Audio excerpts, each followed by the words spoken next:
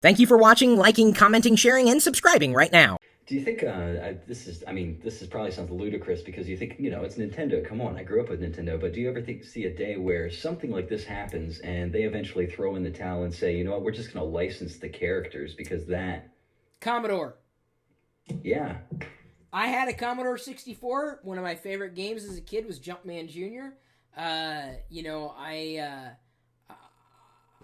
think I think Sony, Nintendo, and Microsoft. Well, I'm going to shelve Microsoft for a second. I'll get back to this. I think Sony and Nintendo are crazy not to put their games in the App Store.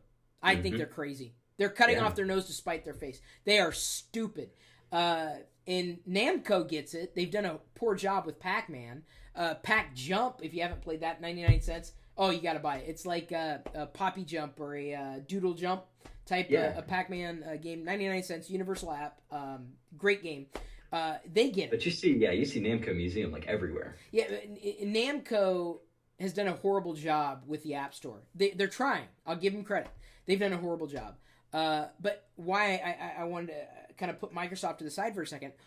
Microsoft, I think certain departments there, because it's a big company, certain departments get it. And well, actually, let me also take that back with Sony. Certain departments get it. But the media departments, they've got Crackle now on iOS, which is kind of a media streaming app, so I can watch movies, from Sony on the iPhone, or iPod Touch, or the iPad.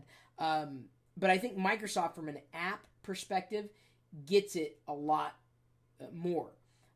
Even though, each one of these brands has their own product, in some cases, and we've seen this with companies over and over again, you'll create something that supersedes the brand that you had already established. The clearest example I would have would be the software called Parallels. At one point in time, the company's name wasn't Parallels, but that product had established itself as such a strong brand that the company rebranded itself as Parallels because it was so strong, and that was a smart way to go because people recognize that as a virtual machine brand that they can trust. VMware back in the day, right? Well, no, VMware is a different company, but it's the idea of virtual machines. The software Parallels was produced by a different company. It was produced by a differently named company, and now the company is known as Parallels, or certainly that's a part of that brand.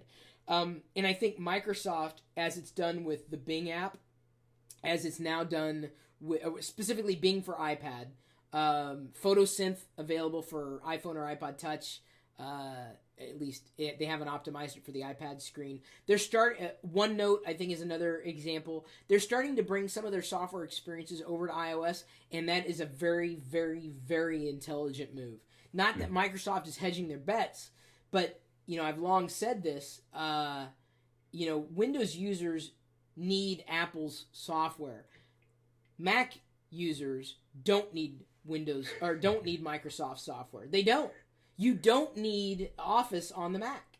Number one, it's a joke. They're making incremental improvements, but a lot of Microsoft software it's irrelevant on Mac OS X.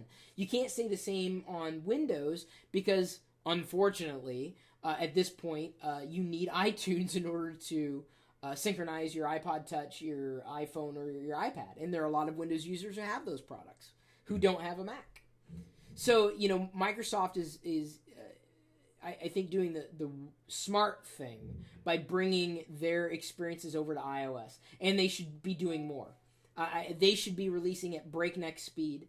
The Bing application on the iPad does a better Bing than Bing.com. It's amazing what Microsoft has done with that application. Do you ever see a day when competition is pretty much non-existent? I mean, is Apple going to win this thing and we have Big Brother, or where do you think we're headed? No, I don't think so. I think these come in cycles, ups and downs. I don't know where it's going to be 5 years from now. I think it's an exercise in folly to predict that Android's going to win or that Apple's going to win. I think the decisions that these respective companies make is ultimately going to shape their success or failure in the marketplace.